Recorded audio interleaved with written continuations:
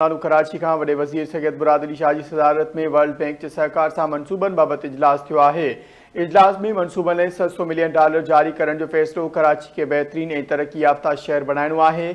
वडे वज़ीर मुराद अली शाह जो इहो चवणु आहे, शहर में पानी, नेकाल ऐं आबपाशी जा मनसूबा अवाम लाइ ज़रूरी आहिनि।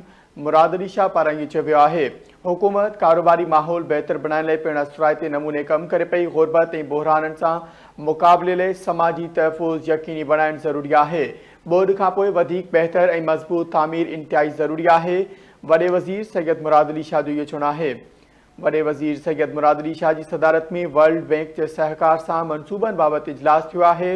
इजलास में मनसूबनि लाइ $700 मिलियन जारी करण जो फैसलो कयो वियो आहे। कराची के बेहतरीन ऐं तरक्की याफ्ता शहर बनाइणो आहे। वॾे वज़ीर सैयद मुराद अली शाह जो चवणु आहे त शहर में पानी, नेकाल ऐं आबपाशी जा मनसूबा अवाम लाइ ज़रूरी आहिनि। हुकूमत कारोबारी माहौल बेहतर बणाइण लाइ पिणु असराइते नमूने कम करे पई।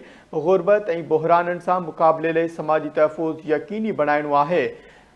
वॾे वज़ीर सैयद मुराद अली शाह जो चवणु आहे त ॿोॾि खां पोइ वधीक बहितर ऐं मज़बूत तामीर इंतिहाई ज़रूरी आहे। वॾे वज़ीर सैयद मुराद अली शाह जी सदारत में वर्ल्ड बैंक जे सहकार सां मनसूबनि बाबति इजलास थियो आहे। इजलास में मनसूबनि लाइ $700 मिलियन जारी करण जो फैसलो कराची के बेहतरीन ऐं तरक्की याफ्ता शहर बनाइणो आहे।